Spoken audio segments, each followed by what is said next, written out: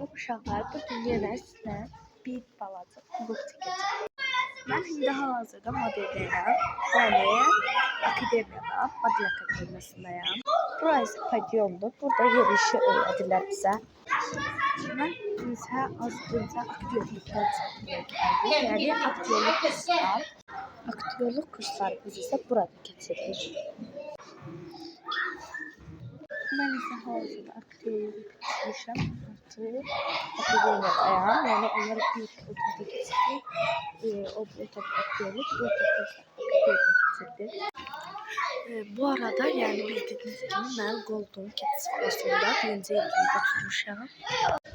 Hal-hazırda müəllimə bizə fasilə verdiyinə görə 5 dəqiqə uşaqlar birinci.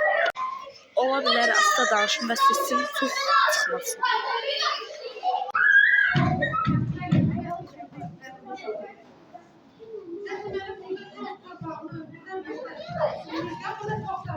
Neyse uşaqlar, vlogumuz bu qədər. Bay bay.